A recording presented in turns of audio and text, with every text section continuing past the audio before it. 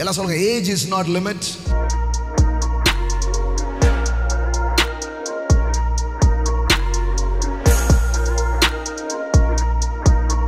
ஒரு age is not limit.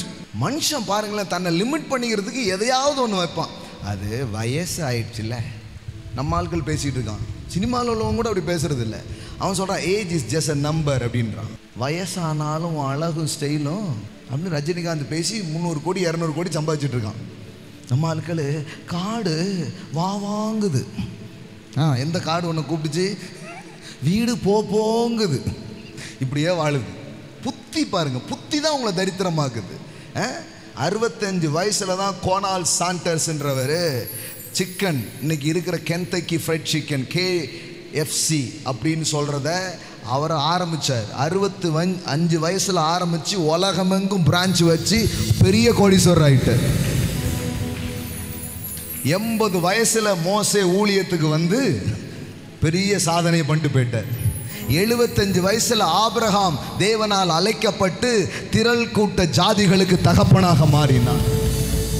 ஆமென், ஆமென். எல்லாம் சொல்லுங்க, ஏஜ் இஸ் நாட் லிமிட்.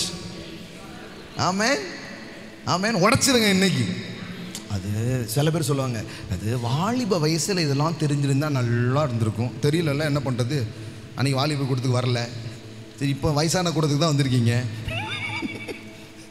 கடவுள் சொல்றாரு, இப்போ கூட ஒன்றும் கெட்டு போகல, முந்தின மகிமையை பார்க்கிலும் பிந்தின மகிமை பெருசா இருக்கு.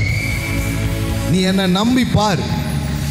40 வருஷம் பண்ண முடியாததை 4 வருஷத்துல நான் பண்ண வைப்பேன். பல வருஷங்கள் போட்டு எஃபோர்ட் போட்டு பண்ண முடியாத காரியத்தை கர்த்தர் உங்களை ஆசீர்வதிக்கும் பொழுது, அவருடைய கிருபை வெளிப்படும் பொழுது, சில வருஷங்களுக்குள்ளே உங்க வாழ்க்கையில் அது நடத்தி முடிக்க முடியும்.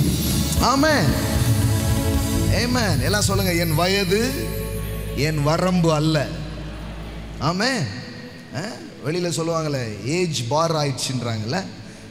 கடவுள் சொல்றாரு, பரவாயில்ல வா, என் கம்பெனியில் எந்த வயசுல வந்தாலும்.